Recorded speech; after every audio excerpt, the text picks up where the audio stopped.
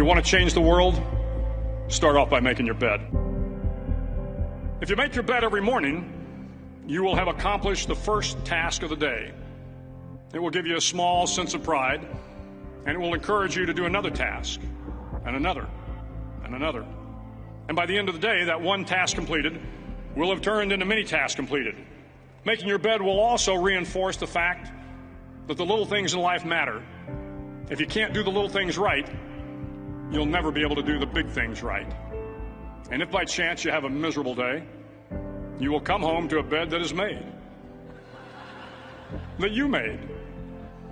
And a made bed gives you encouragement that tomorrow will be better. To pass SEAL training, there are a series of long swims that must be completed. One is the night swim. Before the swim, the instructors joyfully brief the students on all the species of sharks that inhabit the waters off San Clemente. They assure you, however, that no student has ever been eaten by a shark, at least not that they can remember. But you are also taught that if a shark begins to circle your position, stand your ground. Do not swim away. Do not act afraid. And if the shark, hungry for a midnight snack, darts towards you, then summons up all your strength and punch him in the snout, and he will turn and swim away. There are a lot of sharks in the world. If you hope to complete the swim, you will have to deal with them. So if you want to change the world, don't back down from the sharks. Over a few weeks of difficult training, my SEAL class, which started with 150 men, was down to just 42. There were now 6 boat crews of 7 men each. I was in the boat with the tall guys, but the best boat crew we had was made up of the little guys, the Munchkin crew, we called them. No one was over 5'5". The Munchkin boat crew had 1 American Indian, 1 African American, 1 Polish American, 1 Greek American, 1 Italian American, and 2 tough kids from the Midwest. They out-paddled, outran, and outswam all the other boat crews.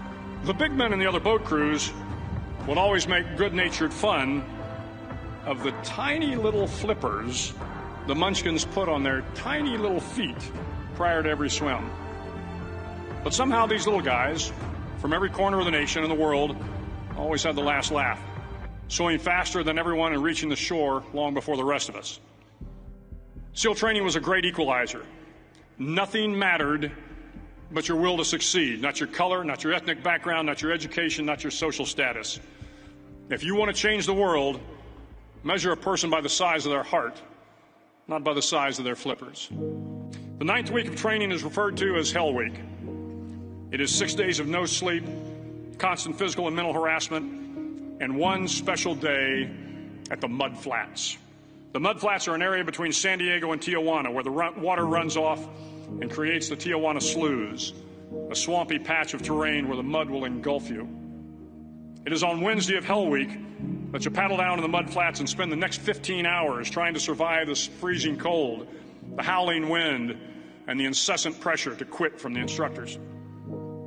As the sun began to set that Wednesday evening, my training class, having committed some egregious infraction of the rules, was ordered into the mud. The mud consumed each man till there was nothing visible but our heads. The instructors told us we could leave the mud if only 5 men would quit.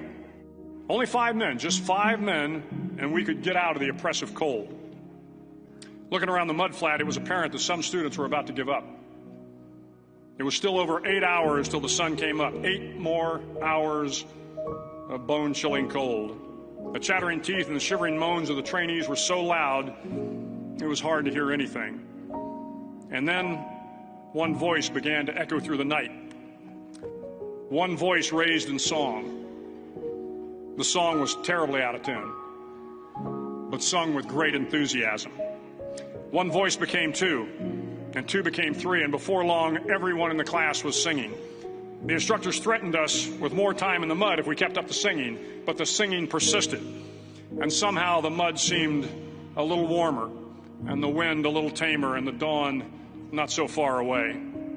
If I have learned anything in my time traveling the world, it is the power of hope, the power of one person, a Washington, a Lincoln, King, Mandela, and even a young girl from Pakistan, Malala. One person can change the world by giving people hope. So if you want to change the world, start each day with a task completed. Find someone to help you through life. Respect everyone. Know that life is not fair and that you will fail often. But if you take some risks, step up when the times are the toughest, face down the bullies, lift up the downtrodden, and never, ever give up. If you do these things, the next generation and the generations that follow will live in a world far better than the one we have today. And what started here will indeed have changed the world for the better.